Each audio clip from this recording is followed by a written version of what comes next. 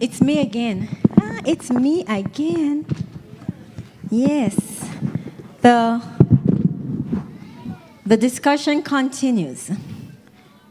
I know you prayed, Elder. You prayed. Thank you for your prayer. So we're going to jump right in, because at the end of this, I make my way back up the road. Yes, go back to my place of migration. Elder Edwards, I want to say that was so nice of you to affirm Elder Samuels.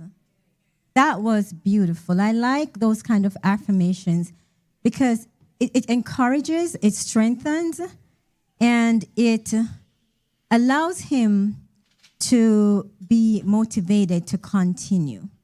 And that's how we ought to affirm our children too.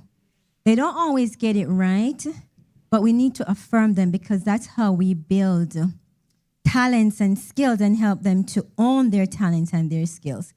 Good afternoon, church. All right. I know you had lunch and things, so you had lunch, right? No one stole your lunch today? Oh, okay. I know I didn't. All right. So today we're going to talk about, I entitled it, Taming the Lions Within. But it's all about managing difficult emotions, health consequences. We're still on the topic of health. Health consequences when we don't have the tools to manage our difficult emotions. And adaptive tools. We always want to give something. Adaptive tools for managing these difficult emotions. So I have an emotional wheel. Let's take a look at the emotional wheel. Let me ask you all first. We're talking, okay? So you're free to ask a question. You're free to share. What are some emotions that we all, but I'm going to say you, that you feel on a weekly basis? Let's break it down to weekly or daily. What are some emotions that you experience? Name them for me. Anger, frustration. Thank you, sis. Huh? Happiness, yes. Stress, yes. What else? Yes, sis. Talk about that. Loneliness, yeah. Good. Overwhelmed, sis. I didn't get to greet you this morning. Did I greet you? Oh, mercy. I got to greet you before leave. Yeah, feeling overwhelmed. So I have an emotional way. I love the range that I'm getting. I'm getting the ones that we like to feel, Elder Edwards, and the ones that we really don't like to feel and we have a problem managing. So I have an emotional wheel, sister. Yeah, there we are. It's a little blurry up here if you can see it. But you would see that we do have a wide range of emotions. Just to help you out, the inner circle, we have happy, surprised, bad. I wouldn't put bad there, but bad is there. Fearful, angry, disgusted, and sad. And in the middle circle, we have the other emotions connected. For example, for anger, we have other emotions that are connected to anger, like feeling let down, feeling humiliated, feeling mad, feeling bitter, feeling jealous. So our emotional range is extremely wide. The problem is that sometimes we are not recognizing and validating our emotional range. You may ask someone, how are you feeling? And they say, I'm feeling happy. But maybe we're feeling content. Maybe we're feeling proud or accepted. Maybe we're feeling loved and valued. Yes, we're feeling happy, but that may be an iceberg. Under that happiness, we may have other emotions. So our range is very broad, but we don't always realize how broad that emotion is. So one thing I do in my practice, I use my emotional wheel in every single session intentionally because I am teaching my clients about their own emotional range in order to raise our emotional awareness. Now, emotions are neither right nor wrong, okay? Whatever we feel, it's okay to feel. Actions, though, can be what? Right or wrong. Yeah. Actions can be right or wrong. It's okay to feel the emotions. It's how we react or respond to them that makes a big difference. Now, did you know that there is there's a link between what we feel and our health, physical health, or how we manage what we feel? Let's look at the other slide. How emotions when we're not managing them well. Remember, They're neither right nor wrong. It's, am I reacting to them or am I responding to them? That's what makes a big difference, okay? They're neither right nor wrong. We can always feel the emotions. It's how we treat them that makes a big difference. So, here we have the effects of unrestrained emotions on our physical bodies. Anger, can you all see that? What does it say? Anger does what? And liver. What happens to you when you've got some rage inside you? What do you notice happens? Yes. Yeah? In Jamaica, you say your blood start boiling, right? Your blood is boiling because you're getting hot. Right? Dave, you wanted to say something? You get what I'm saying, right? Right? Yeah? We start getting hot because the sympathetic nervous system is activated. That fight, flight, freeze, you're going to see it in a little bit. And so, really, the blood pressure goes up, heart rate goes up, and so you have more blood being pumped through the arteries. At the same time, that artery is, what do you call it when they get smaller again? I forget the word. Constricted. And that can set us up for what? Yes. Yes. Stroke. If it's not being managed well. So yes, there is a link, undeniably very strong link between how we're managing what we feel and our physical health. Anxiety affects digestion. Have you been so anxious you need to go to the... Yeah, right? You need to go to number 1 or number 2 because you're just very anxious. Has that ever happened? Or we're so anxious we lose our appetite. Has that ever happened to you? Yeah, because it affects digestion. What happens is when we're highly anxious and very chronically anxious, the digestive system shuts down because blood is being shunted from the digestive system to where the extremities. It's like we're getting that fight-flight mode, and so the body's like, food is important right now. You need to be in action. So that's something to pay attention to. Sadness weakens our lungs. Worry weakens our stomach. Fear affects the adrenal glands and kidneys because when we're fearful, just like anxiety, the HPA axis is triggered. The hypothalamus, pituitary, adrenal. I got to slow down to say that because I get tongue-tied. And so cortisol. Thank you, doctor. There's a doctor in the house. You know, you should come sit right here because you will help me out a little more. So the adrenal glands are triggered and cortisol. We have excess cortisol being released into the body. And what happens? Do you notice when we're very anxious or angry, the shoulders gets very tense, right? And the stomach gets very tight, right? Because adrenal cortisol is excess. And guess what happens too? Excess cortisol is neurotoxic to the prefrontal cortex.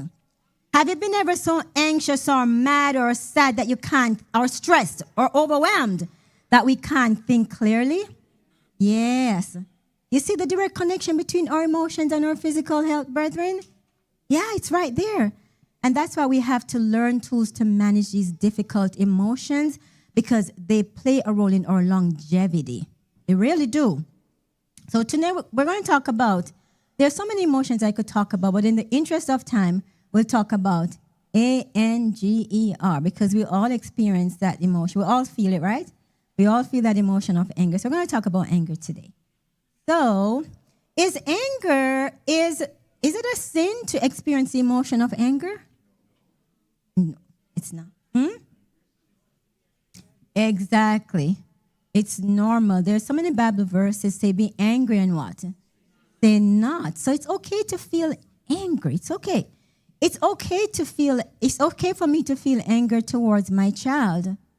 How I deal with it, though, makes a big difference, right? Do I go and I punch her and slap her and curse her? Or do I take, yeah? Brother Lisa, yeah.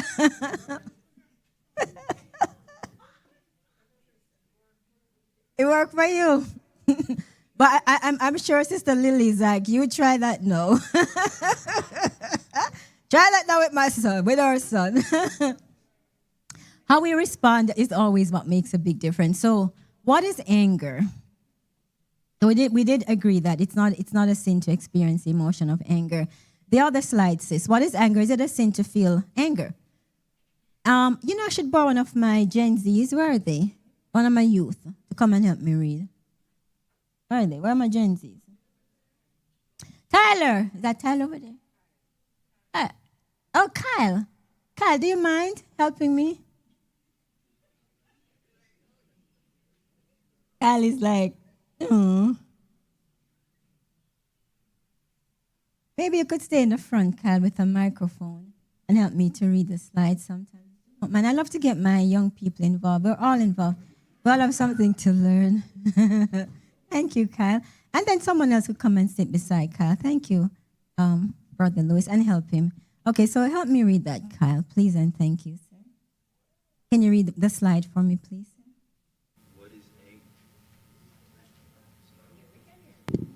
What is anger? It is a sin to is it a sin to feel anger? A strong feeling of annoyance, displeasure, and extreme forms of feelings of hostility. Anger is an emotion. It is a signal that we think we are being tolerated unfairly, treated unfairly, boundary violations.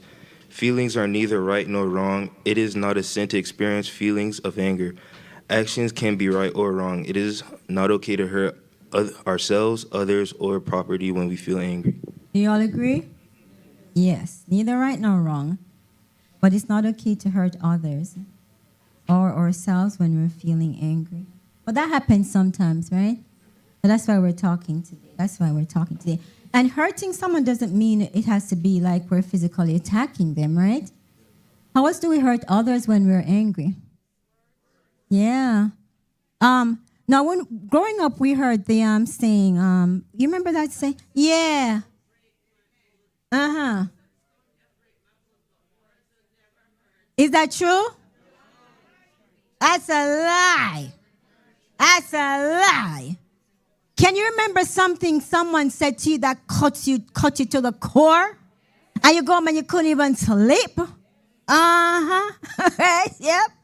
So that's a lie. We gotta be very there's what? Life and death in the power of the tongue. Yeah. So what we say, it is so sad because language has changed. And I find that these days I hear a lot of younger people saying, go kill yourself or something like that. They don't mean it, right? But it's still said. And I'm saying, no, we don't want to say that. No. Because just in case, you know what? Someone may say something to you and you're in good mental health. It doesn't bother you.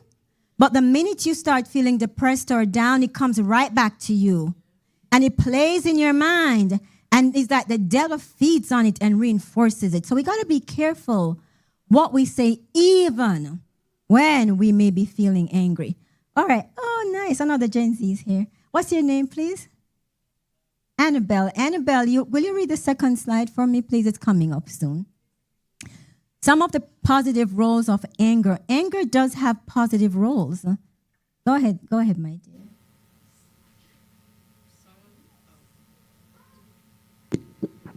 Some of the positive roles of anger. Protective role that promotes survival anger can alert us to danger and trigger a fight/freeze response.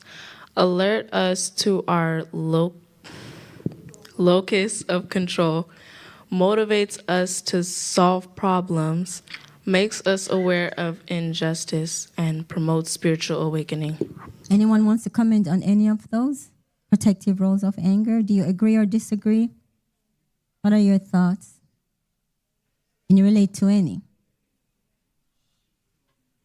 Yeah?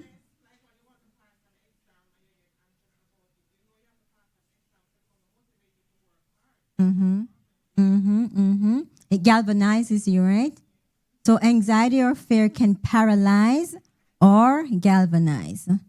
But it's up to us to recognize what's going on, right? And if it's paralyzing, we need to tap into our tools that it can galvanize us. Okay? What do you think about anger serving promoting survival and having a protective role? Yeah? Think about someone who's in a domestic violent relationship, male or female. It could be exactly. It allows you to enforce healthy boundaries, right? For male or female, right? Like, this person isn't treating me right, and I'm feeling angry about it. What do? It's going to activate me to do what, sis? Exactly, to put in place healthy boundaries. Very good. Very good. All right. Yes.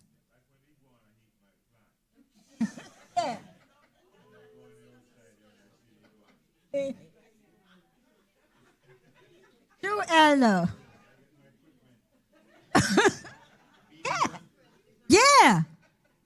And you go upset the iguana, eh? If you can't catch the iguana. I'm with you, sir. Yeah. Because you're feeling angry at that time, aren't you? Yes. Set a trap. Yeah, you can set a trap too. But you're protecting your plants. You're putting in boundaries to protect your plants. What about when someone, for us as parents, when someone hurts your child? How does that make you feel? Yes. It raises the mama bear and the papa bear, right? Yeah. But of course, how we respond makes a big difference still, right? We still got to respond in healthy boundaries and in ways that honors our relationship with God. Okay, so moving on. I'm going to jump, Sister Lily, to the fight, flight, freeze, fawn slide. Because anger triggers our stress responses and other difficult emotions, not just anger.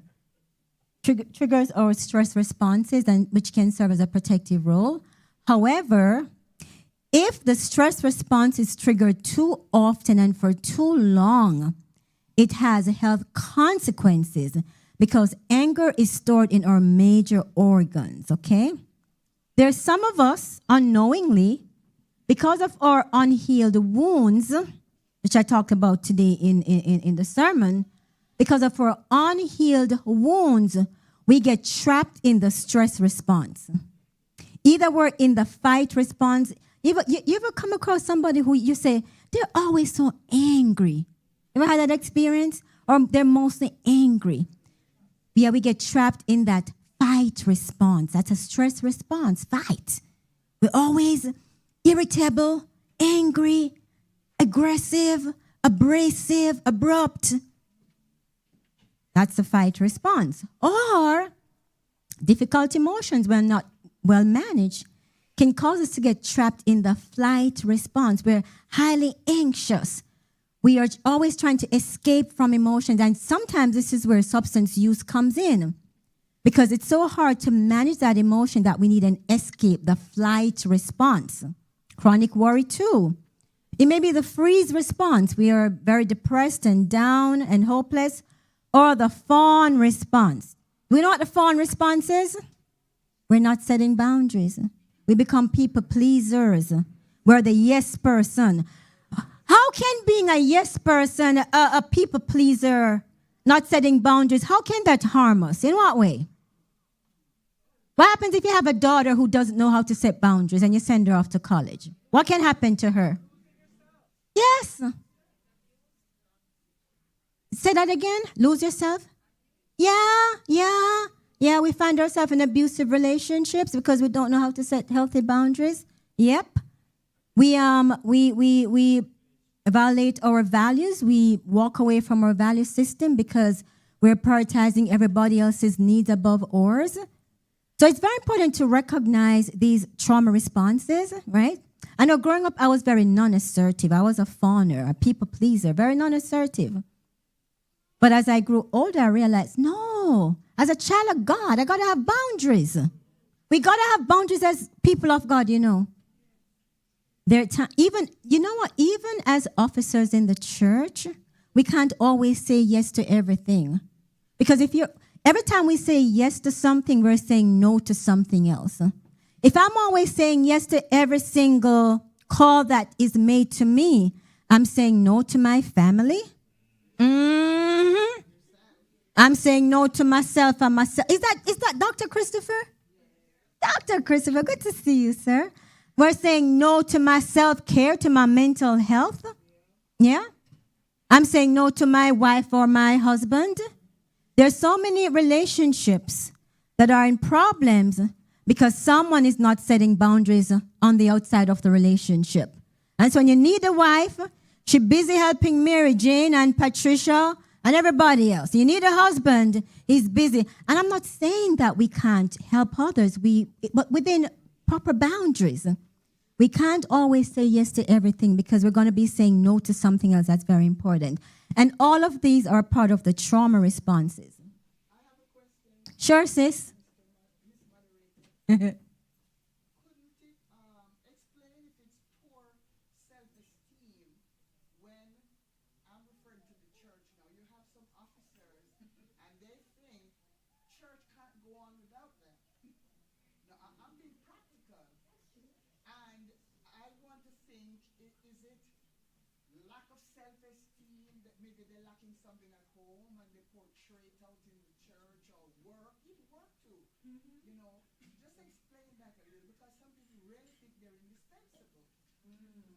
And that can be for many different reasons, sis. I know sometimes based on our own unhealed wounds, we overcompensate. You ever heard that word, overcompensation, right? We find ourselves, go ahead, sis, overcompensating.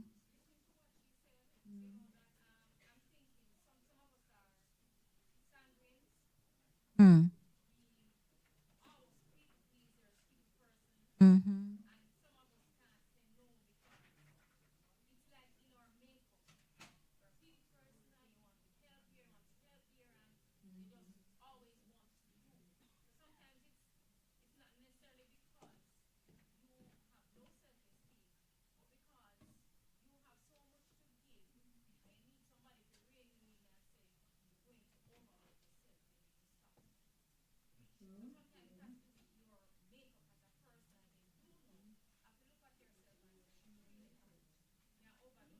Mm-hmm.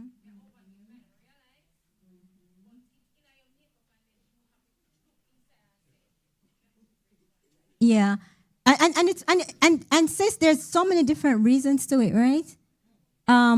Sometimes too, growing up, we didn't get validation, we didn't get affirmation, and so we overcompensate and find ourselves in different roles as a way to get that validation, right? Sometimes the way that we were raised to, we didn't have permission to say no, right? Because you say no to your parents and you're going to be reprimanded. And so it's hard for us to set those boundaries to say no. So there's so many different reasons, sis, you know? But the thing is, when we recognize what's happening, we got to do that self-evaluation, right? And come back to ourselves and take it to Jesus, seek counseling support if we need to find out what's going on. What is below these behavioral patterns that may be hurting me or my family members that I need to address? Well, that's a good question. Something for personal reflection. So, unresolved anger, amongst other emotions, is stored in different parts of our bodies, different organs. And that's my next slide. When we look at this, look at this. Look at this. Do y'all believe? Do y'all know? Anger, resentment, unresolved frustration, being overly stressed, chronically anxious. These emotions are stored in the major organs of our bodies. You see the lungs there, right? Yep. We see the liver there, don't we? Yep. We see the digestive system there. We see the heart. We see the circulatory system. If we're going to talk about anger, when we think about anger and you get that excess cortisol, the liver is now converting glycogen to glucose to set us in motion. At the same time, blood flow is being shunted from the digestive system.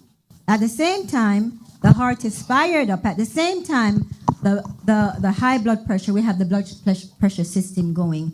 So emotions are stored in our bodies, in our organs. So it behooves us to really pay attention. What difficult emotions comes up for me over and over and over again, And what tools do I need to manage this emotion? I was going to say something, but I'll let it stay until later. Okay, so I have a little diagram that shows when you're depressed, for those of us who've ever experienced depression, what do you notice happens in your body? Is there like a heaviness all over? Yeah, a weightedness, right? Yeah, you feel weighed down, right? It's hard to function in different domains of our lives. Going to work is hard. Getting up is hard. The ADLs are hard, like even washing our face, combing the hair. What do we want to do? Just stay in bed, not talk to nobody, right? Yep. Because emotions live in our bodies. Now, there are internalized and unresolved anger health consequences. That's on the next slide. What are some health consequences of unresolved anger? Now, when I say unresolved anger, we feel that emotion, but we're holding on to it. Maybe someone has done me something wrong, and it's staying with me. You know, it's hard to let go of. It's hard to move beyond that transgression. And that has health consequences. Where's my reader? They're gone? Where my Gen Z's at? Hypertension. You see that? Chronic stress. Headaches. What else? What else? What else? What else? What else? Yes, what else? Muscle, relationship, substance. You see how the major health consequences? Very significant. True story. There's a lady back home in Jamaica, and I may have told this story here already. I don't remember. And the Sunday, she had a child a teen who had behavioral issues, serious behavioral issues. And the Sunday, she and him had conflicts all day. All day, they were going back and forth. Serious verbal conflict. And you know the Monday she went to work, she fell off her chair and she died? Yes. It's that serious. Oh, yeah. It's that serious. So, yes, emotions that we're not managing well does have health consequences. Sister Lily, I have a YouTube. I don't know if you're able to. Oh, I forgot I have a clicker. I'm sorry. I totally forgot. And he did tell me, I'm so sorry. It's age. It's aging. I don't know if you're able to pull that up for me, sis. If you can't, it's okay. You're going to have to copy and paste the link into a browser. And if you can't, it's okay. I have something exciting coming up after that. And while she is pulling it up, I'm going to ask us to consider this. There are 6 anger styles. And at some point, we'll find ourselves utilizing any of these. All of us, including myself. It's going to be on the screen soon after the video. Stuffer. I'll explain them soon too. Stuffer, withdrawers, trianglers, blamers. That's not the video, right? That's the link I sent?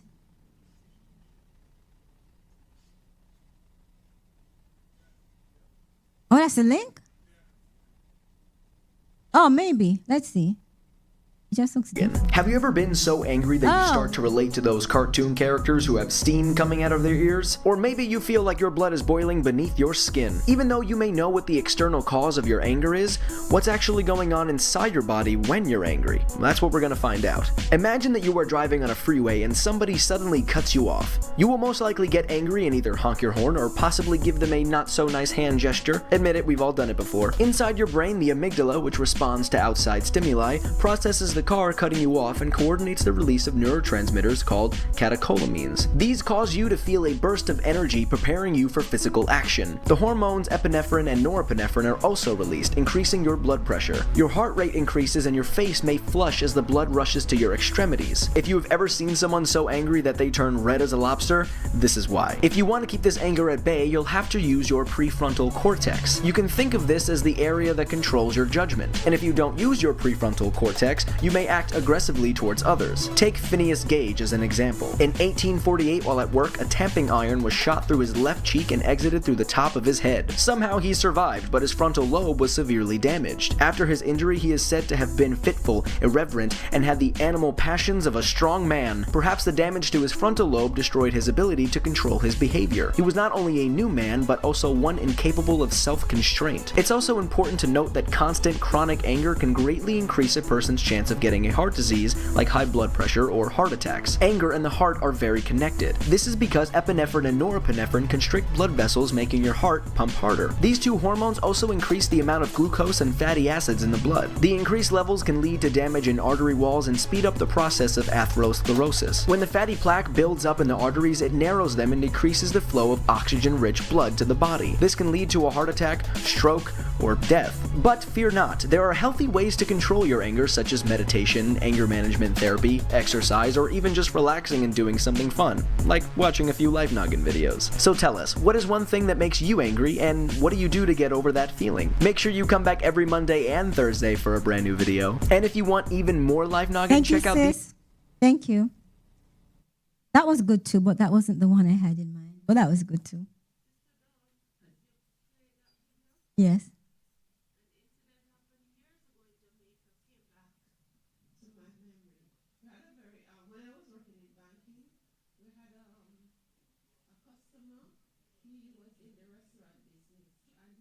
Was thriving, but one of his workers was giving food to I guess a homeless person, and he found out and he warned the worker not to do it, but the person continued.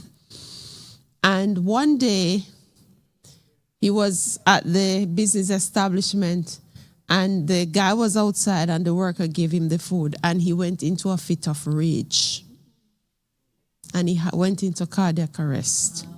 And he's now 6 foot under. Oh, right. That's what I'm talking about, sis. Yep. Can get that serious. So that's why it's beneficial to have these talks and first to figure out, I didn't see you today, first to figure out what are the more adaptive responses, not reaction. If I'm reacting, usually it's not positive. What are the responses to difficult emotions? So let's talk. Let's see if we can find ourselves here. There are anger styles that we need to be aware of. Stuffer, withdrawers, trianglers, then who else?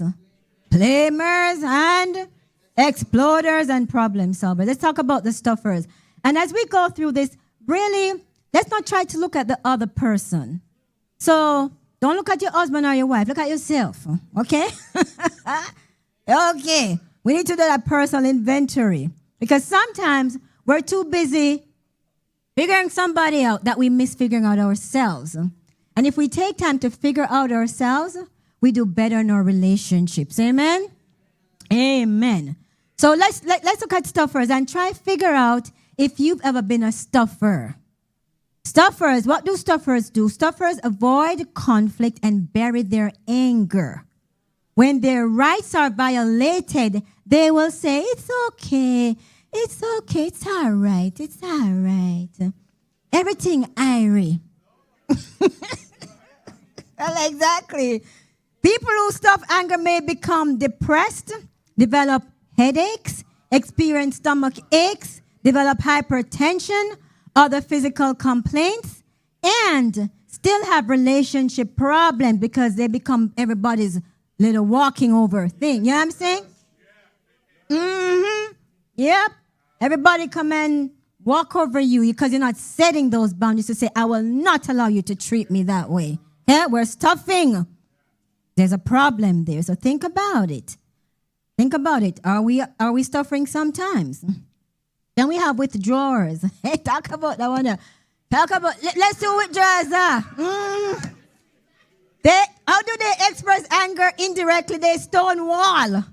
So you remember we talk about the malice keeping? Mm-hmm. They don't talk to you for days. When they're angry, they may conveniently forget stuff. Does that sound familiar? They talk the truth. Right? At some point, let's look at ourselves. At some point, I can confess, at some point in my life, I can see myself doing something like that. But praise God for grace and mercy. Amen. The things I used to do, I do no more. Amen. Praise God for grace and mercy. So we got the stuffers. We got the withdrawers. Yes. Yeah, wait a minute.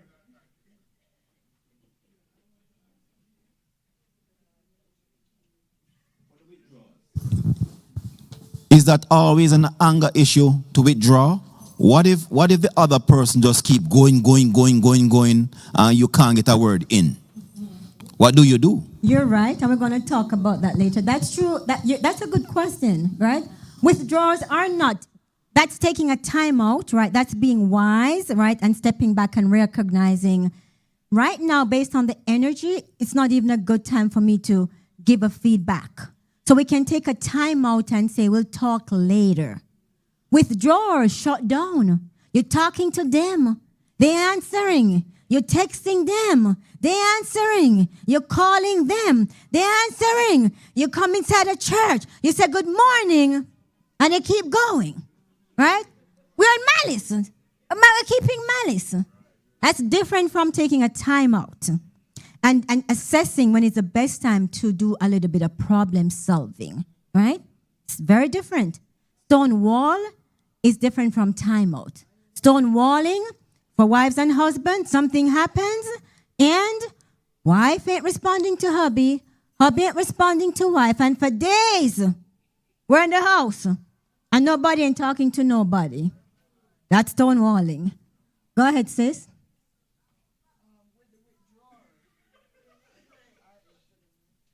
Yeah.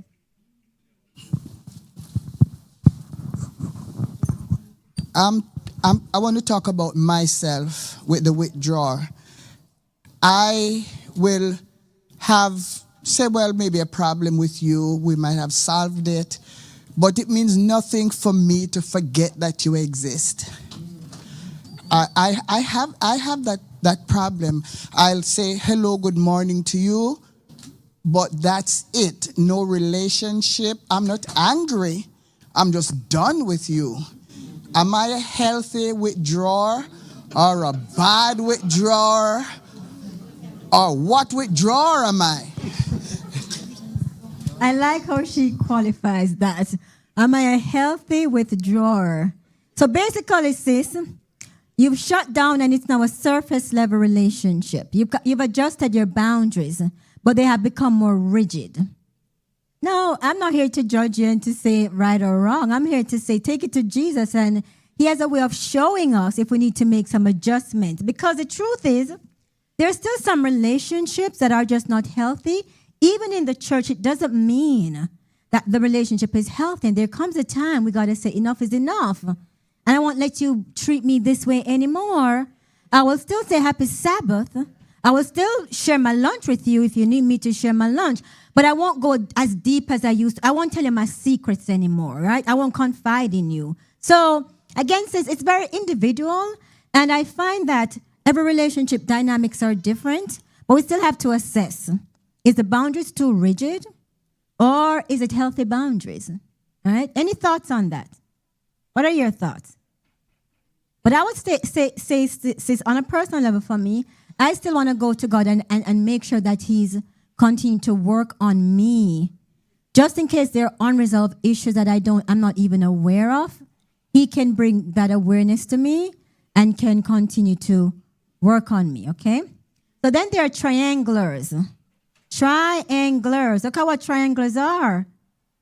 We express anger in manipulative ways and try to get someone else to be angry. We do splitting or we form unhealthy alliances. It happens a lot like in bullying. I don't like you. I'm going to make sure that my friends don't like you either. All right? And so we have the social bullying going on. All right? A parent may be mad at their spouse, and guess what they do? Yep, get the children involved. So we have unhealthy alliances in the home. That's triangulars, okay? Happens a lot in our families. You know, among cousins, among siblings. I may be angry with my sibling, and I make sure to call everybody and tell them how awful you are because I'm trying to get everyone on my side, forming unhealthy alliances. Yep, it's an anger management style. Not healthy. Not healthy whatsoever. Any thoughts on that?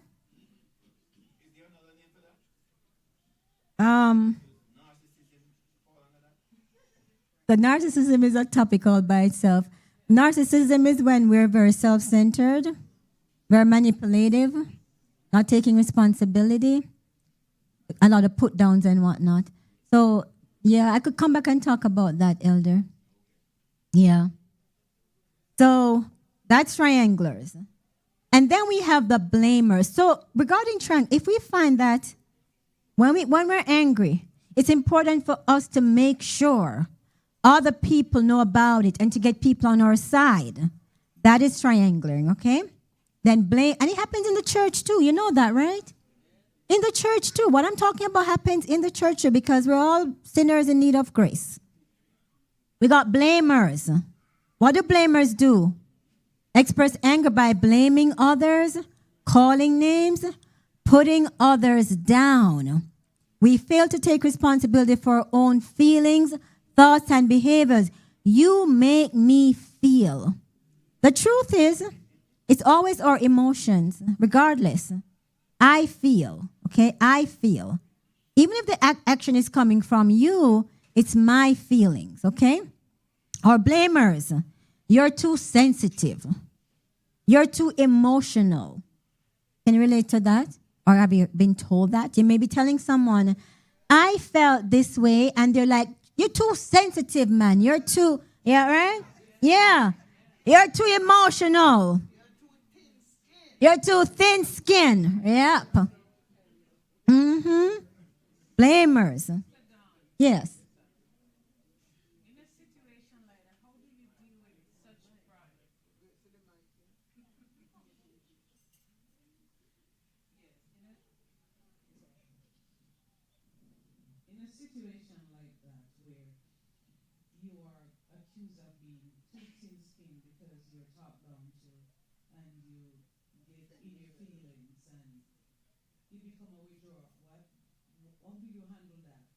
Yeah, that's a good question too. How do we handle it?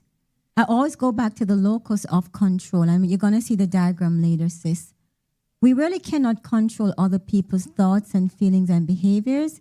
We can only control ours. So you focus on how is this person emotionally mature enough to even understand my feelings? I'm going to ask you all something because this is important. In reference to your question, okay, sis? Because sometimes we're expecting from others what they just don't have.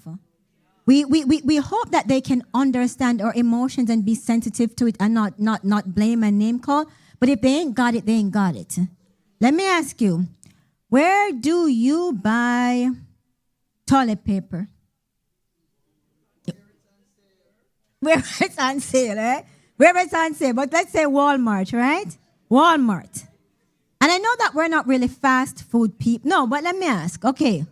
And where, if I need, what do we get at Home Depot? Help me out, gentlemen. What do you go at Home Depot for? A lumber. Where do we buy our lumber? Home Depot, right? So, does Home Depot sell toilet paper? All right. All right, fast food. Let's make it simpler. I know we're not fast food people, but let's make it simple. If you want a healthy fast food, where do you go get it? Chick-fil-A, for example, right? So you're saying to me that you won't go to the toilet paper aisle in Walmart for your Chick-fil-A, right? And you won't go to Chick-fil-A for your toilet paper, right? Why not? Because it ain't there. It's not there. Good. The point I'm making is this. There comes a time we have to look at the nature of the relationship and who we're talking to. Does that person have the emotional awareness to validate my emotions?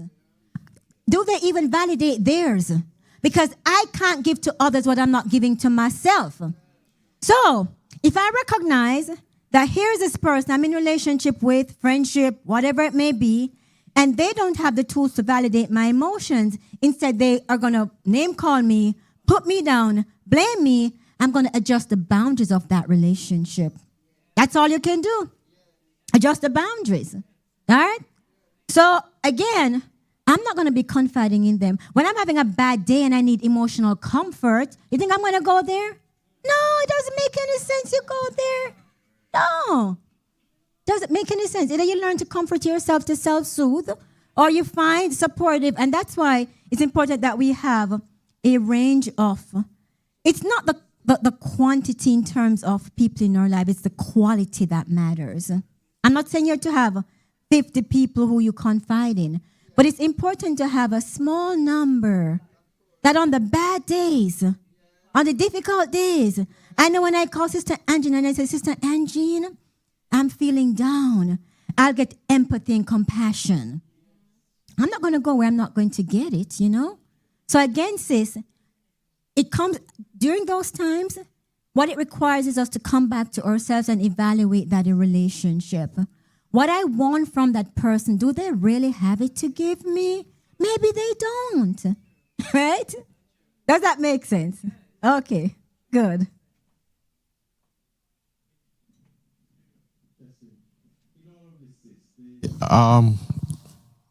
Right.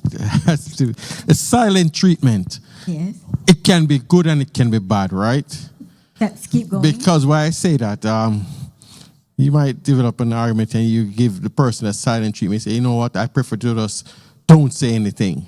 But at the same time, you don't even know what the person is thinking if they're going to do something terrible. While if they had, come out with it and say, why the hell you treat him like this? Or so, it all depends on the situation. What about so I would say the silent treatment can be good and it can be bad. Well, I reframe that as timeout, as again stonewalling, right?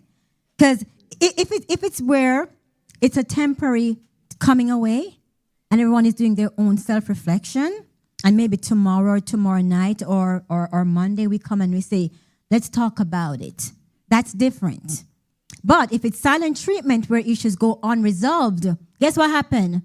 Piling and piling and piling. Communication breaks down. Emotional connection breaks down. Relationship breaks down. And that's a lot of times how our relationships disintegrate.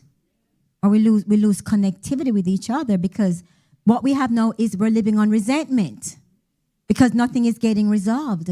So there is timeout and there is the perpetual silent treatment or what we call stonewalling. All right? All right, then the next anger style is exploders. Exploders. While you have the microphone, can you read it for me, please? Are you able to read the exploders for me? Exploders. Yes. Explorers? It's right there. You can see it it's closer to you. Look, right there. Yes. I can see okay. there. And there's an error. Exploders use verbal and physical aggression to express their anger. This may range from yelling, shouting, shoving, kicking, slapping, punching, using a weapon, or even killing. Exploders can be unpredictable in their behaviors, and those close to them never know what to expect. Exploding behaviors are usually accompanied by other negative forms of anger management, such as a blamer. They can be stuffers at some points too. Pressure cooker effect. Thank you. Going back to that too. All right? Because sometimes, guess what? We stuff, and we stuff, and we stuff, and we stuff, and then what we do? Yep. Oh, yes. And when we explode, it's big. It's massive. All right? We lose it. We black out. We don't even know what we're saying or what we're doing. Because we buried so much, and the nervous system is taxed, and it has had enough. We reach our threshold, and we just explode. So we got to be careful, right? Even in terms of the silent treatment, we got to be careful.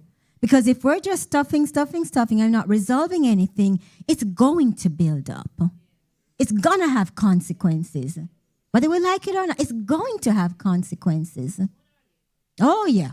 Sooner or later. So, exploders. We see this all the time in society. That's how kids get in fights at school. We see fights on the road, whatever.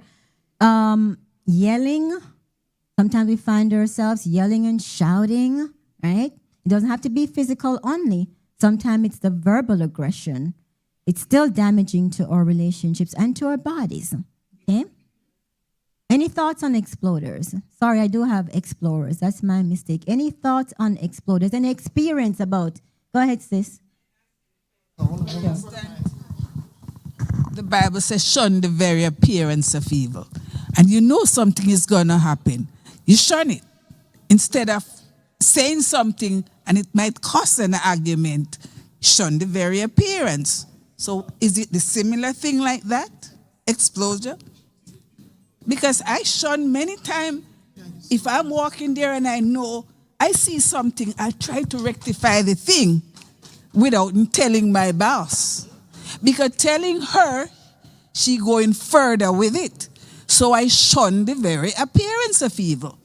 Just sound like you're exercising wisdom, sis. Okay, thank you. That's all it is. Sound like you're exercising wisdom, because there's a time to speak anyway, and there is a time to be silent, right? And sometimes when we step back, we're problem solving. How do I fix this situation? How do I approach it? But exploders, it's about physical aggressions. It's about being loud. It's about being threatening. It's about hurting others with our actions and our words. Okay? That's what it is. Oh, all right. I'm going to answer in a little bit. Go ahead, sis Edward. Yes. I had an experience a couple of years ago. I was working at a place, and we were having lunch. It was lunchtime. And, talking and having fun and all of that. And one individual said something. And I said, where'd she get that from? And the person was so offended over what I said. And she said to me, you wait until break time. Wow. And then these are...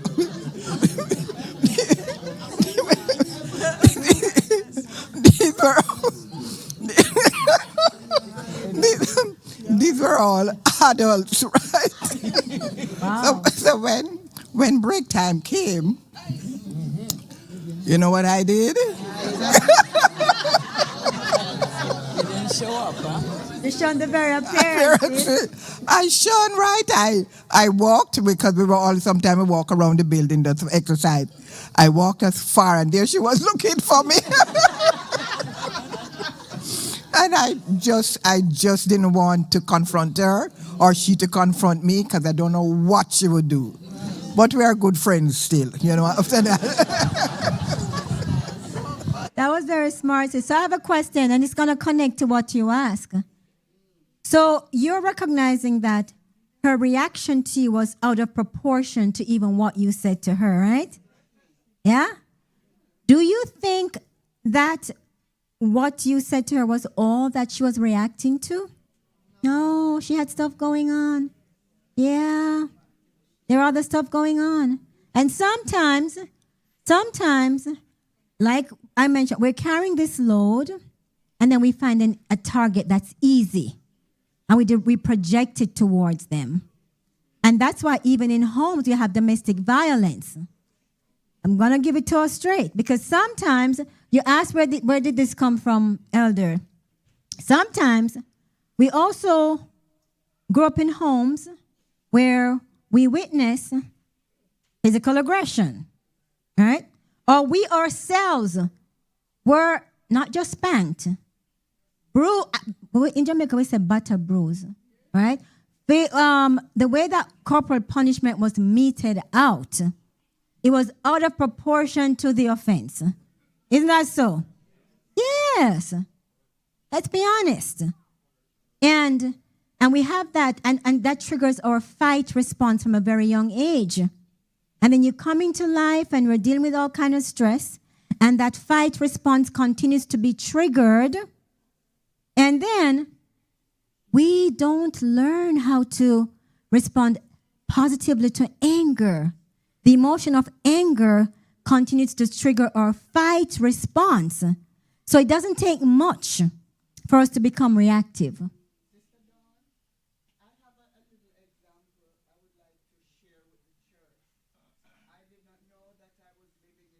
World. When I went to primary school, after lunch, all those my age group will remember, after lunch we have mental time, right? So my teacher, like she would say, 3 plus 1 minus 2. But it's mental time, so you have to think fast. So I was doing this, like 3 plus 2, that's 5 minus 1, 4. So, but I had my hand up while I was like working it out. And she came, she spanked me in my hands. Brethren, right here, burst. My two hand right here burst. Yeah. And I was so angry. And, I went home and complained, and it turned, a big problem, with my grandparents and the teacher and stuff like that. But how I know I was living in this world, I went to Jamaica, and I was told that she now has dementia. And I said, good. No. Honestly, I said to the person, wonderful. No. And then the person was looking at me like this. And it came out, just come out. Anyhow, I apologized and I explained, like I'm explaining to you how she burst my hands and why I hated her. I went back to Jamaica and I heard that she died. And I remember brethren saying she should have died long time. No, I'm telling you, and it came out, just come out of me like that. It's just to show that from she had beat me by me trying to say 3 plus 2, that's 5 minus 1, and I was ready. And she said, don't you know you not put up your hand until you work it out? And she slapped me so hard. And I hated her even when she died. But I apologized.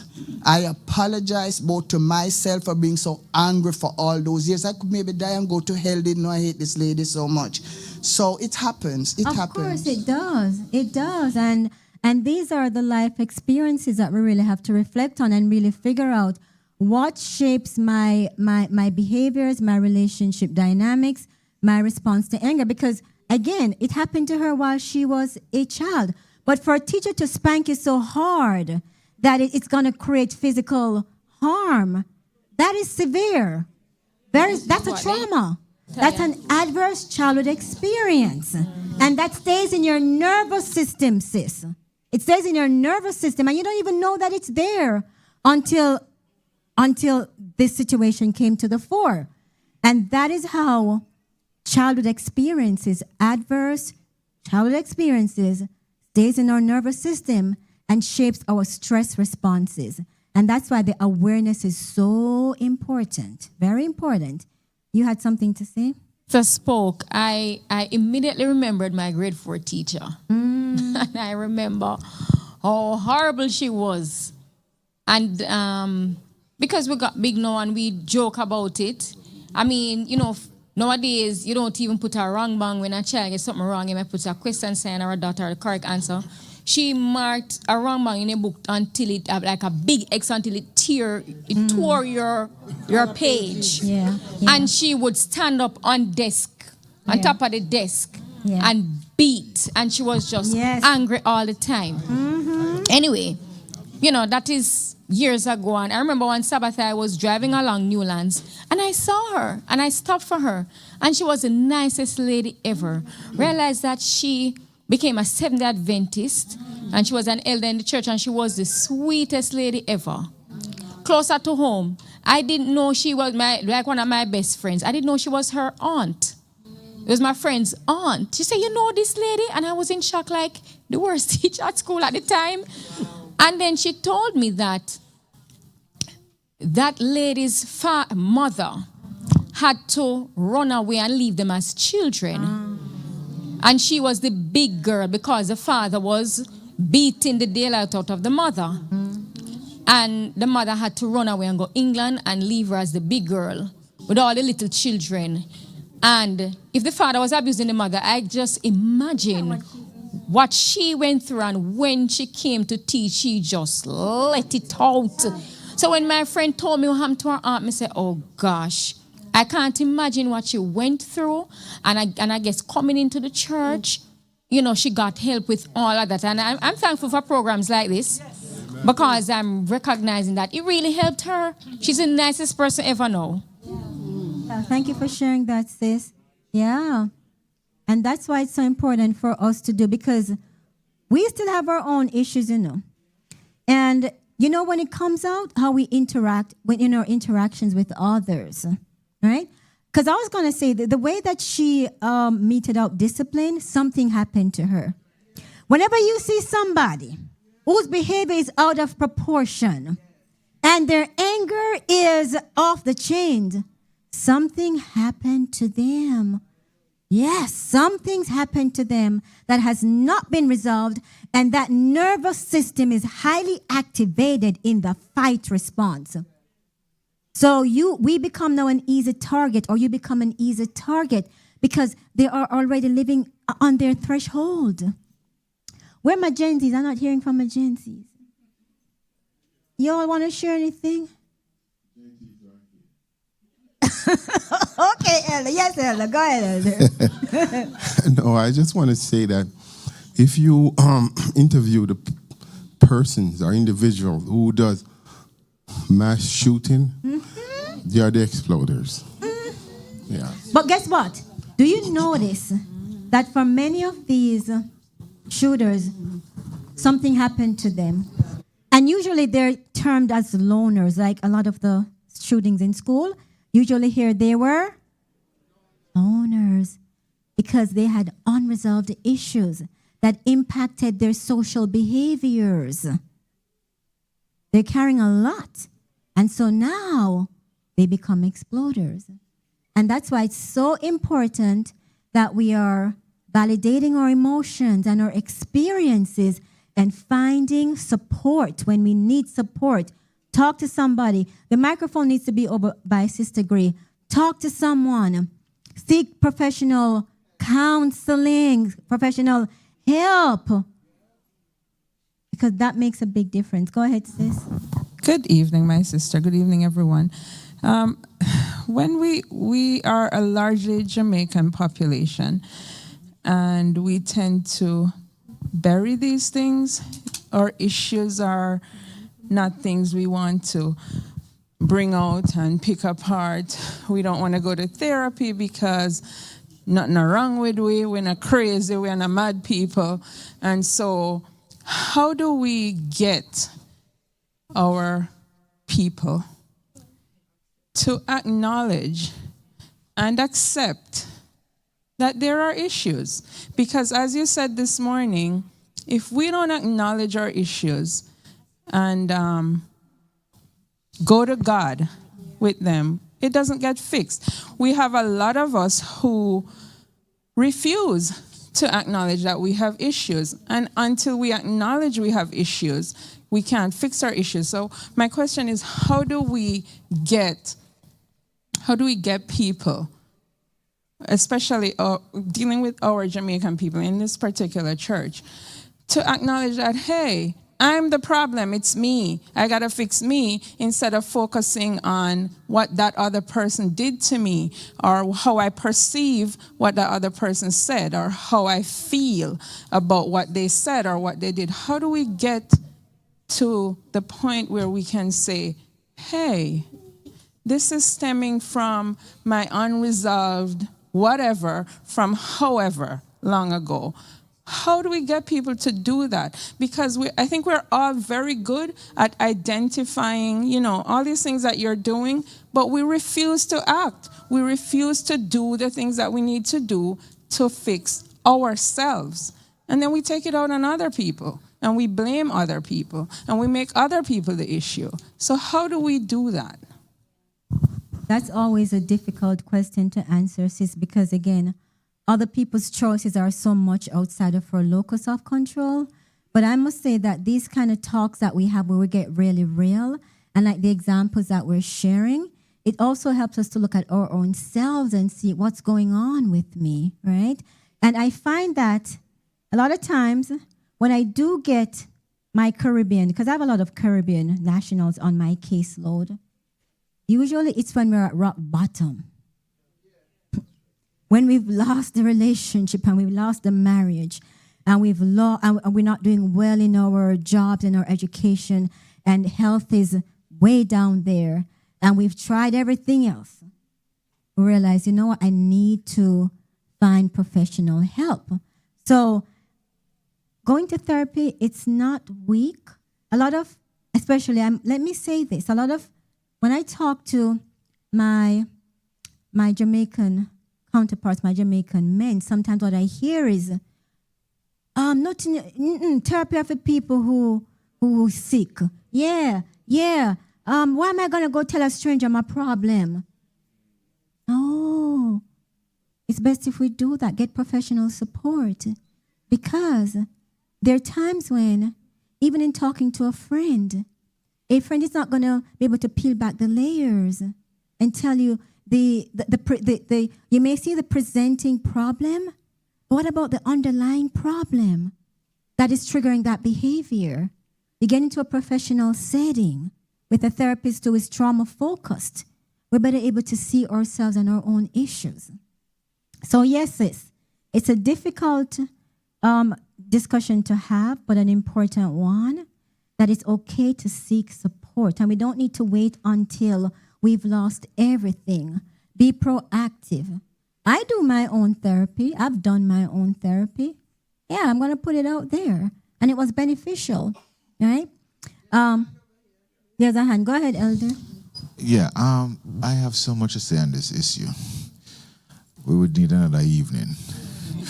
But going back to what Sister Gray just mentioned, I believe in a supportive environment, it is easier to express oneself. So if I know that I can say to my wife, I blew up or I did this thing because this is what's going on. Because I know she's not going to say, I don't know why you behave like this, why you she's going to say, oh, I understand. If it's in a supportive environment, then there is this ease to express oneself. What I find is that in our church, and she's addressing the community, the cultural issue in a community, and we're in this church setting, we're just addressing it here because we can't go any further right now. I believe one of the biggest challenge we have is that we are very judgmental. I wish I could say, I think you said it this morning. You mentioned an issue where somebody went into a recovery room and the person was transformed. I remember as I was studying to be a nurse and I had to go to one of those Alcoholics Anonymous meetings, and I said to myself, my God, this is the best church service I've ever experienced. Listen, I mean, you had rich folks, poor folks, everybody came in, and these guys drive up in their Mercedes Benz and it says, I am Hannett and I am an alcoholic. And they were accepted. Let me tell you something. You can't do that right here at Margate. But the problem is not there's a Margate problem. And that's the challenge, because our youth, our children, we have gotten to a stage where, I mean, they see through us. They are authentic and they despise the hypocrisy. You see, if we were the kind of people where somebody could say, you know, I messed up last night, and we could say, just give a hug, and we understand, let me tell you, this church would be a whole different place. But we are abrasive. We, you know, it's our culture. But you know, sister, and that's why I said I need a whole day to talk about this. Because you see, you're the other side of the problem, because you're saying get professional help. And this is what I'm finding. I'm finding that some of our counselors, they do more damage than help. And I'm just being frank. You go to a counselor and you say to the counselor, you know, my wife did so, or, you know, she hacked out so-and-so, or my husband did so, or, you know, he did this and he did that. And the response is, well, you are an independent person. You're an independent, free will individual. You don't have to stay. You see the point I'm making? Or because somebody don't understand the culture of Jamaicans, you go to them and they might say, they might actually create a division between child and parent. And I've seen that. I've seen where the counselors, if you notice, most counselors, and I'm talking to you because I know you're spiritually mature, right? And you're a Christian counselor, and you can deal with this. But a lot of the issues seem to be peeling back and going back to childhood. Yes or yes? The onion. Right. So going back to childhood and peeling back the onion, you're actually saying to the child something was wrong with your parents. And the child sometimes develops issues with their parents if it's not done the right way. So when we send them to professional counselors, and I always say Christian counselors, because I find that some of these counselors, by the time they leave, they give them a whole list of medication and mess them up. Sometimes they're worse off than when they go, than before. Now, I'm very careful what I'm saying this, because in many instances, the right thing to do is to get professional counsel.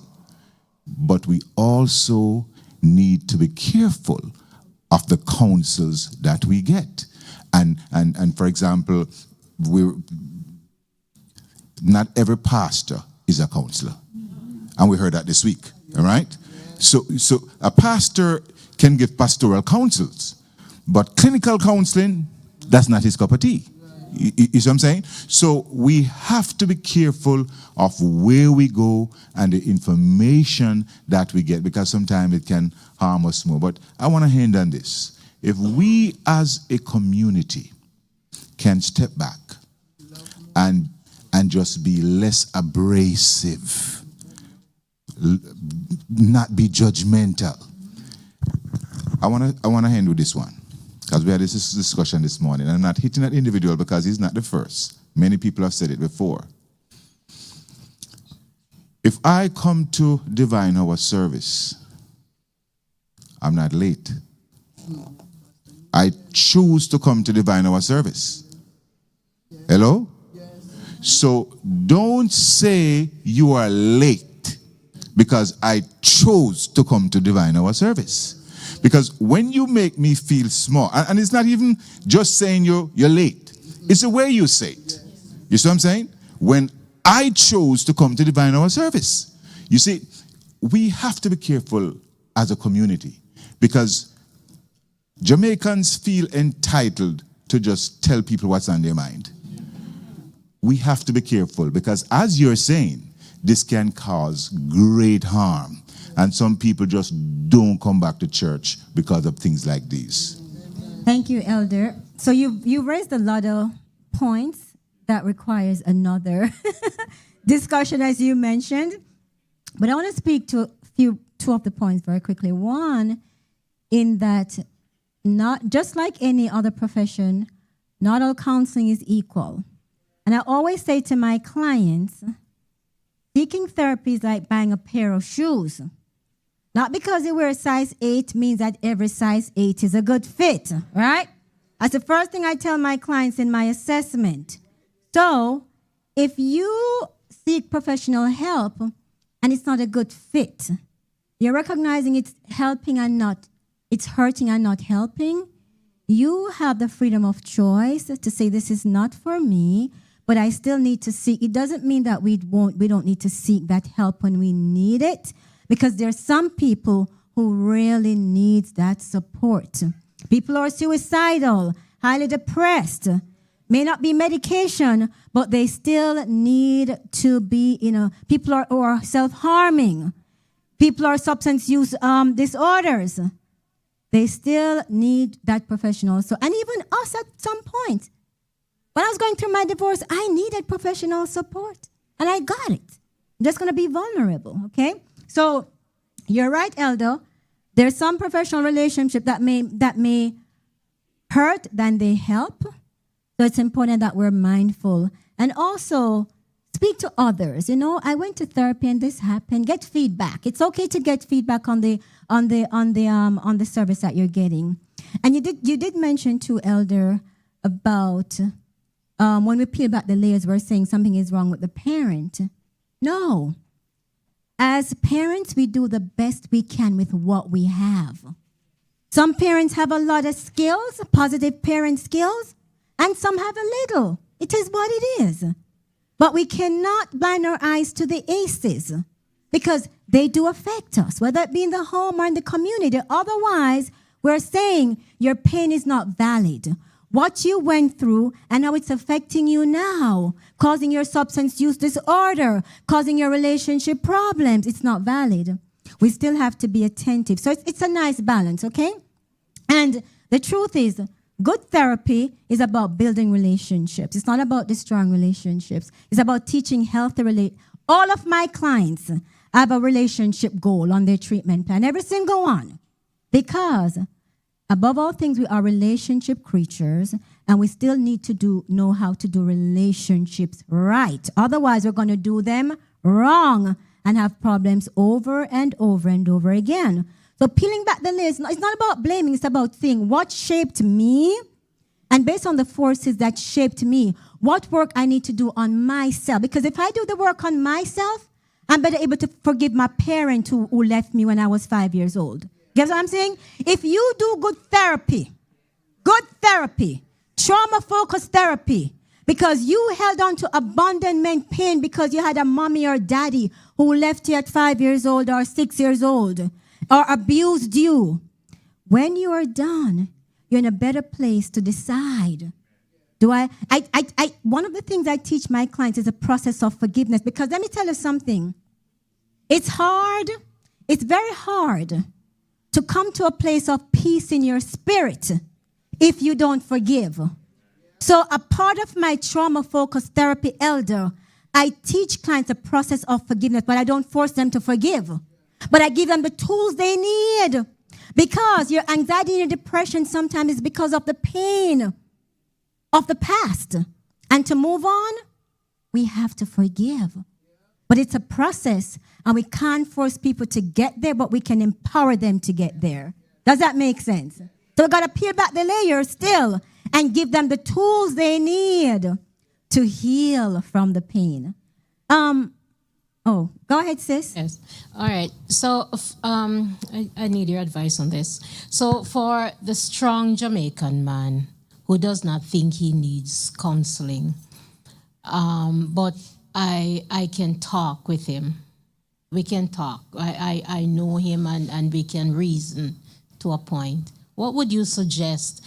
Because the individual shows signs of an exploder and stuff like that.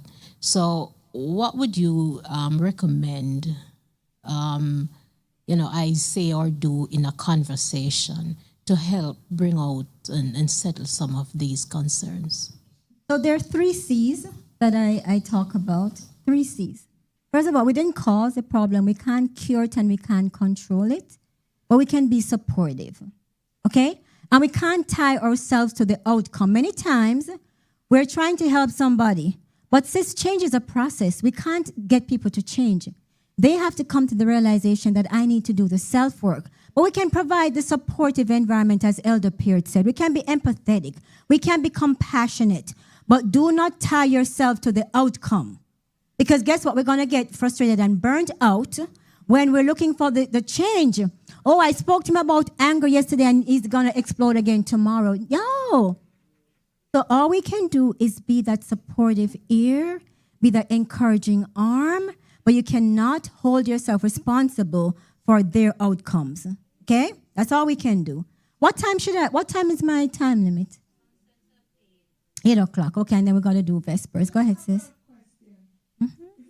To internalize everything someone says in a negative way, because sometimes you may say something, but that's not what you really mean. Mm-hmm. So if we want to encourage love and community and everything, do we going to take it into a way that it's negative? So, is it healthy? And that's why it's important that we have a good filter and we have healthy boundaries, okay? And it's important that we know, sometimes if it's just weighing on our hearts, we have an option. I'm going to talk to Jesus first about it and ask him, Jesus, is it worthwhile I come and I have a good conversation with my sister? Or do I need to just filter it out and let it go? And that's why forgiveness is so important, okay? Because there comes a time when it's like, it's not even worthwhile addressing. Let me just let it go, leave it at the foot of the cross, and allow Jesus to take care of me in the situation. But here's the thing, right? If I decide to filter it out, sis, and to let it go, it means that I should not be holding it against you. Does that make sense? I can't be walking around with resentment if I decide I'm going to let it go. If I can't let it go, leave your gift at the altar and go do what? Be reconciled. There was a hand here. Mm-hmm. We all develop bad habits somewhere along the line. Should I believe or should I accept that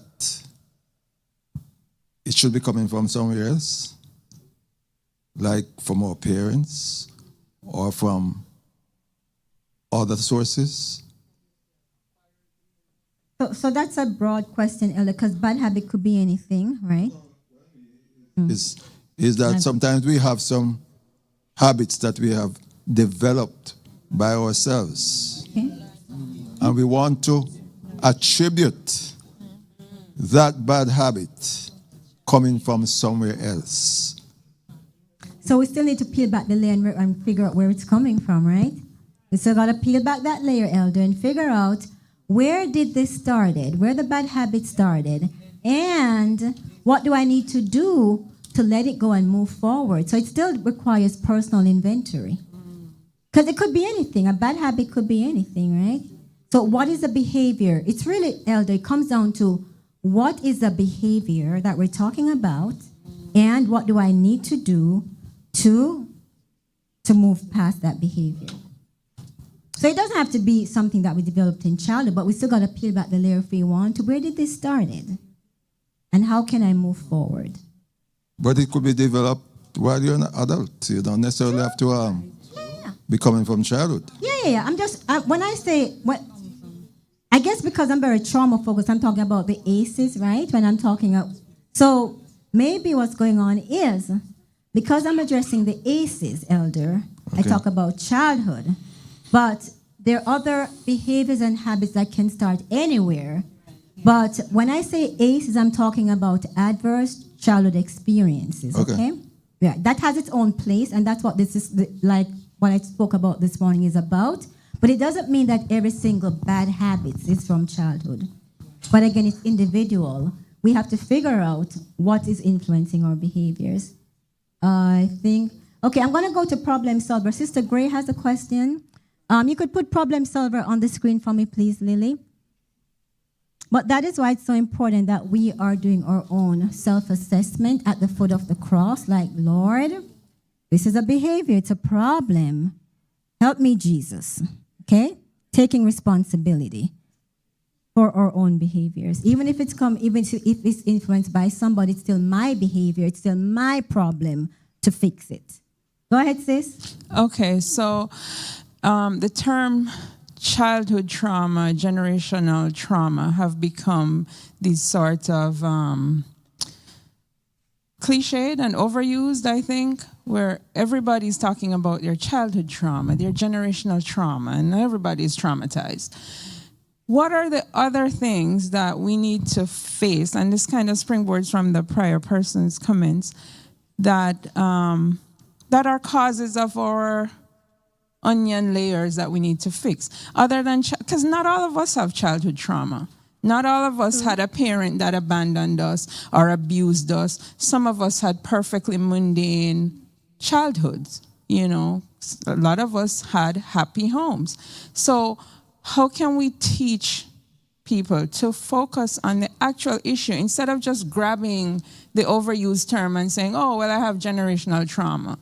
How can we teach people to pinpoint your individual actual issue instead of generalizing and you know, painting it with a broad sweep and saying, that's the term and that's what, you know, that's what it is. We have all these serial killers, and every time they shoot up a school, you hear about, oh, their childhood, oh, their mental health. And we don't know these people, but people are generalizing and saying, you know, that's what, you know, they must have not been hugged enough by their mom when they were kids, whatever.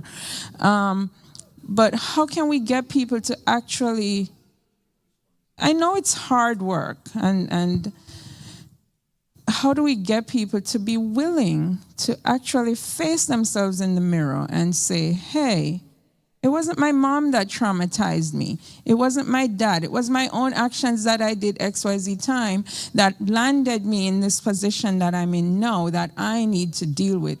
And because to some extent, I think that saying generational trauma is also a sort of blaming, especially when it does not apply in the true sense of the word. So how can we teach people to not just generalize their issues, but to actually own the actual problem and acknowledge it? We still have to take responsibility for our behavior, sis, because it's still my behavior, right? So we still have to, again, it goes back to the same answer. We still have to look at ourselves, take that personal inventory, and figure out, okay, I have a problem. What am I going to do to fix the problem? Whether it be underlying or presenting, okay? Presenting, okay, it's just here, and it's a problem. But if it's a problem, it's a pattern anyway, right? It's a pattern. What do I need? Okay, what do I need to fix this problem? Do I need a closer walk with Jesus? Do I need to spend more time in fasting and prayer? Do I need professional help? And that's an individual answer and an individual question and answer. Go ahead, sis. Edwards actually brought up the whole matter of not every situation should be attributed to childhood trauma or experiences. And then Sister Sechel also touched on that. Yes, I agree that people need to take responsibility, but we also need to be mindful of disorders. There's oppositional defense disorder. There are so many disorders. There are imbalances that cause people to behave the way that they behave. So we cannot just generalize to let it feel as if I am having an issue, it's because I had an issue as a child. True too, sis. That is true too. But do you know that there's also, and I don't want to go too far into this, but there's also what's called so if we have I might get into trouble for saying this, but if we have say for example, a mom who's very stressed during pregnancy, it impacts brain development. It impacts our biochemical development, and so that too can impact behavior. Again, I get what the congregation is saying. We don't want to take everything and blame it on childhood experiences, but so that's where we got to still come individual. Okay then, So if there's a problem, how do I fix it? I'm having an anger management problem. I realize that I'm an exploder. Okay, where did that start? And if I don't even want to go back to where it starts, we still need to figure out how can I become a problem solver and not an exploder. In all things, even if it's aces or not, we still got to take responsibility for our behaviors and seek the help that we need. Spiritual help or emotional help or mental help, right? And if we think we can fix it on our own, then fix it on our own. And we won't have a problem, right? Because sometimes, again, it's just having that relationship with God where he's going to show us ourselves and he's going to teach us. As Elder said, okay, I'm very abrasive. That happens a lot in our congregation. We have to go to God and say, God, I got issues. I need the peace of Jesus that passes all understanding so that when I feel irritated or I feel bothered, it doesn't come out as abrasiveness. Go ahead, sis, and then we're going to wrap up. Good evening, everyone. Okay, so I agree with what Sister Grace saying, Sister Ramson, Elder Edwards, and Elder Peart.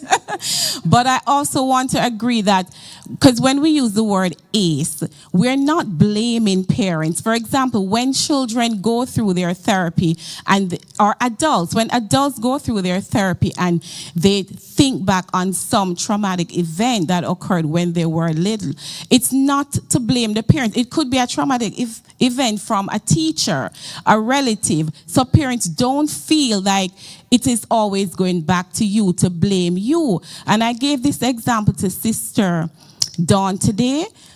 When I was growing up, my parents have 10 children. The first 6 are way much older. They're like 15 and 20 years older than I am. So by the time I was 10, my 6 older siblings were married. So I really grew up with my 4 other siblings, and they were boys. So I grew up with boys. And they were wonderful brothers, but one thing is that I never had my way. We had to watch the television program that they wanted to watch. We had to play the games that they wanted to play, because it's 3 boys against me, the 1 girl.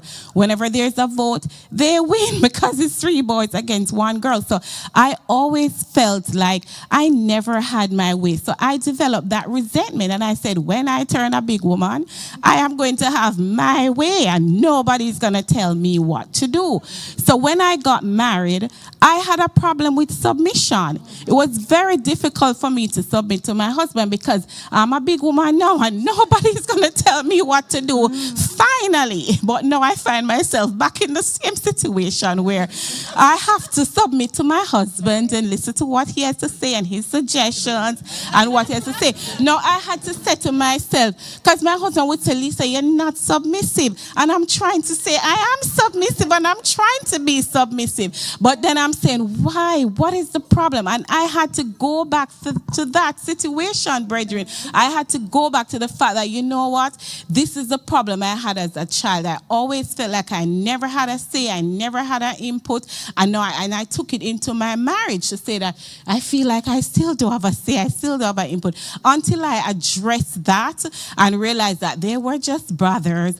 It's in the past. I've forgiven them. It's over. I'm an adult now. My marriage is not my childhood, and I could resolve it, and now I can be a wonderful submissive wife. Right. Well, I'm glad it ended that way. Yeah, we wouldn't want anybody to think that I'm beating her into submission.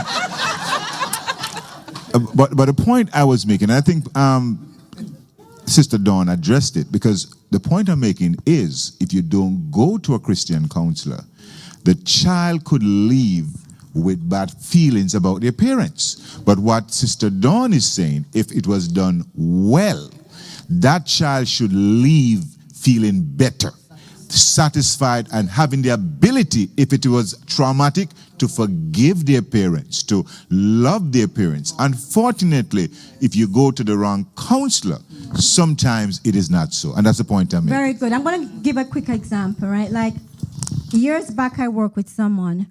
Her mom died when she was a teen. But mom and dad had separated before mom died. And dad did not show up to the funeral.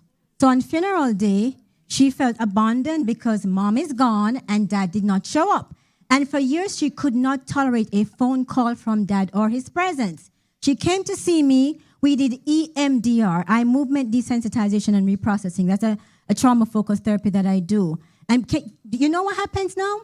It took the charge off her trauma, and now she can have a relationship with dad in ways that she's comfortable.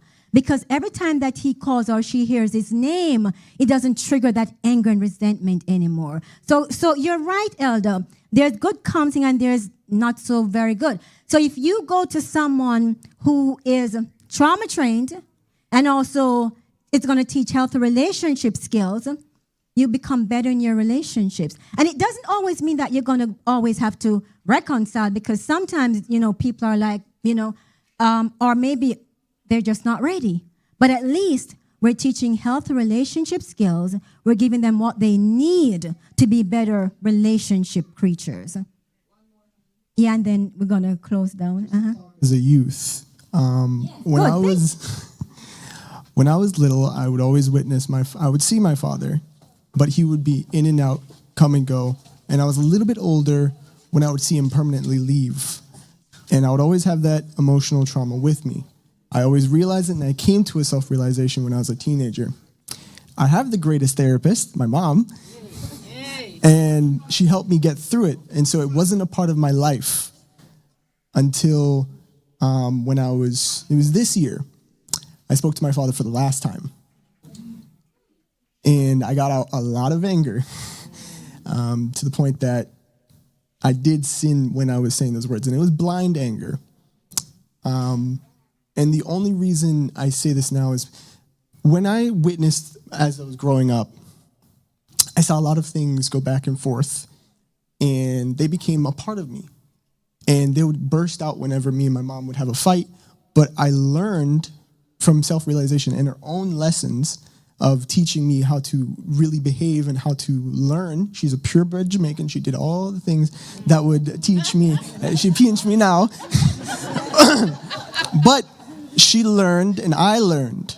So we both developed together. And I learned now as I'm older and as I'm a teenager that I learned to problem solve rather than having to raise each other's voice at each other. Because like Jamaicans, you're in the yard and you're yelling across the house. It's a way of life.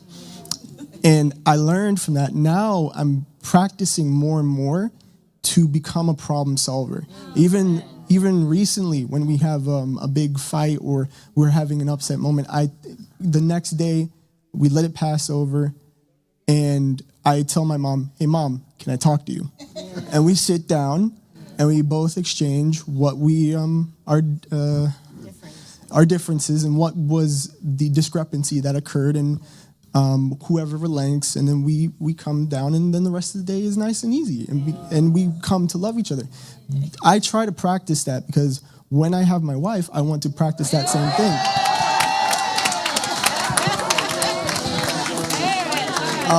So real quick question, and I'm very nervous right now. Can a person practice to become a problem solver, even though they've had all these issues growing up, becoming a young adult? Yeah, but notice what happened. You made the link between your dad leaving and your own emotional struggles, right? And when you made that link, your mom was able to teach you alternative ways of responding, right? So I know that we need to close up, but I want to say, because when I talk, right, I speak through the lens of trauma, and I know that it's sometimes difficult to hear, and we don't always have these conversations, so it's a little novel. But I must tell you, brethren, you hear what he shared? Yeah. We need these conversations. They're hard to hear, but we need them. And yes, I'm not saying every single behavior is attributed to our past experiences, but a lot is. And we could talk about every other behavior, but how often do we have these talks? The talk today, I'm just focusing, I'm kind of being a bit of a tunnel vision, right? I'm not saying it's every behavior. But what I'm here to talk about today, for the purpose of this discussion, is what I'm talking about, okay? You can call me back to talk about everything else 2 weeks from now, all right? But thank you for sharing. Last point. Different emotions and how they affect us physically. So sometimes when we go to the doctor, sometimes it's not really pills that we need. We may go to the doctor for pain in our shoulder, in our head, whatever it is, and the doctor just give us a pill. But really what we need to work on is the emotions. So we don't really need tablets. Exactly. So let's do problem solving, sis, because that's one way that we work on the emotions.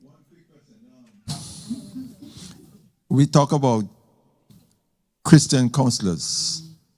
Does the church, the Adventist church, do we have Christian counselors around? Do we? And if we don't, should we seek other Christian counselors? Would it be considered safe to do that? When you say other, you're saying if we have SDA? Oh, No. If we don't have SDA Christian counselors, is it safe for us to seek other Christian counselors who are not necessarily Seventh-day Adventists? What are your thoughts? What are your thoughts? I've never thought about that, really. What are your thoughts? For me personally, Elder, when I do therapy, I don't talk about SDA. I don't talk about my Seventh-day Adventist beliefs. But I teach therapeutic skills that are healthy for my clients, okay? If they're Christians, we may bring in spirituality. If they're not, I don't. But my goals are still the same thing. I'm still teaching you healthy relationship skills, how to manage anxiety, how to manage depression, how to resolve trauma. And the goal is always to get us to a healthier place. So does it always have to come from SDA? Not necessarily. Doesn't have to always come from an SDA. Okay? Yeah? Yeah. Yeah. Right, there you go. Good point. Yes.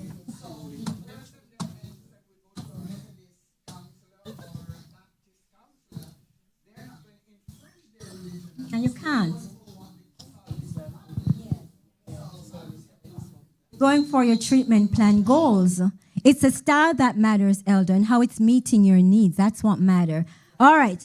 You're going to have to bring back Sister Dawn another day because we are running out of time. That always happened to Sister Dawn.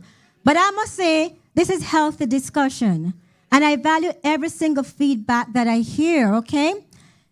Whether it be for or against ACEs, it's good that we're having this discussion. We need to talk more. Okay, what is it that is causing my relationship problems, even with myself? Even if it's with me, what's happening and what do I need to move forward? So if you could read problem solving for me, please. My AY leader. Read problem solving for me and then we're going to close it up. Yes. I have so much to share, but we're out of time, honestly. As Sister Peart always says, Sister Dawn, whenever you do presentation, we always run out of time. It's true. Go ahead, sir. Sixth anger management style, problem solver. Problem solvers admit they're angry and try to understand why. Focus not only on the trigger, but build self-awareness. They put thinking between feelings and their behavior.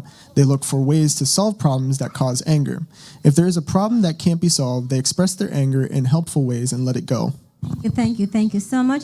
Sister Lily, there's a last slide on self-soothe with the senses. If you could scroll through very quickly for me, I just want to put it up there and then I'm done. For self-soothing with the senses. Yeah, keep going. That one. Come back. One, yeah. So what are some healthy ways to manage difficult emotions, whether it be anxiety, anger, resentment, whatever it may be? Going for a walk is always a good thing. Just get in nature. We get those dopamine, those endorphins. You feel better when you come back from your walk. Breath work. Deep breathe. Hold it, 2, 3, let it go. Yeah. Let your exhale be longer than the inhale, okay? Diaphragmatic breath work. Beautiful for calming the nervous system. Physical exercise. Spiritual resources. Jesus is always there to give us the rest and relief that we need. Positive social support, we talked about it earlier, and attend to our self-care. Take care of yourselves. Get enough rest, nutrition, take care of our bodies. That's awesome ways to manage difficult emotions. God bless you all, Margate. We part to meet again.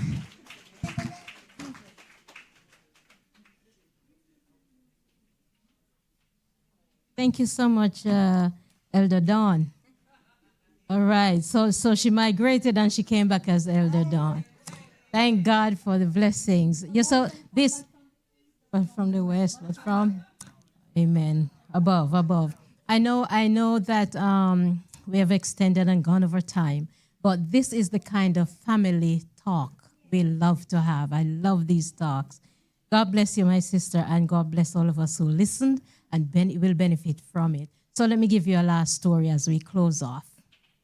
So this morning, my husband and I went into a fit. Good story, right? We had it out this morning because our son decided that this morning he needs a shirt to iron. Just as we're running late already, and I pick up a bag and we leave the room, and he comes in, plugged in the iron, and he got a shirt. It's a lot of times this happen. I don't say anything because I prefer to do that, have him come to church, than to say I'm not ironing this morning. All right, so I know we say, bring the things them come to iron from in the week. But sometimes the laziness and the forgetfulness kicks in, and that happens. Sabbath morning, a shirt is coming or a pants is coming. But we spend the time to do it because we prefer to have him here than to not have him here. So we iron the shirt. So I saw the shirt and I said, black shirt, wasn't black shirt worn last week? And my husband says something that just knocked me right off my spiritual stool. Now, one of the things that you're going to know this about me now is that I don't like to be misunderstood. I don't like it. If you think you're having a problem with what I said, ask me again to repeat or clarify. But if I say something, ask me why you say that, why you mean. But he just went right into, so you forgive people time to express themselves or to make their own decisions. Now, that throws me off completely because the thing is, I'm not that kind of person. And for my husband to say that to me is twisting my character and twisting a lot of other things just in that one statement when he really don't even mean it. But to say it like that really throws me off because I'm working on something in our home and on myself. And when you come with something like that, it really turned me upside down. You know what happened? My son was going to the bathroom or something, but he was outside, either in his room or something. He walked right in. He came and he passed his dad, and he came around the corner to the side of my bed, and he hugged me, and he said, you know better to not let this kick you up like that. That's what we need. I needed that at that moment. I really needed it. So when Sister Gray asked that question or say, Sister Gray, listen to me. When you said what Sister Gray said about how we work things out with people, a family, we need to talk. We need to share and understand what you're going through. I'm trying to explain to him, and all the I'm explaining to him that, you know, both of us just... And he's there ironing the shirt, and I'm standing there explaining and declaring myself, my statement. Or I'm just simply saying, but he wore black last week. All you have to say is, well, I guess he wore black this week again. You know, that's all he could have said. But the devil have a way of doing things to us. And it was so good. It was such a good healing. This morning, he got up from his seat and came all the way over to whisper in my ears how sorry he was, and he didn't meant it, and he kissed my cheek. Amen. That's a good one. That was good to stay back for. All right. So the closing exercise. I thought Sister Dawn would use that popular text by Beloved.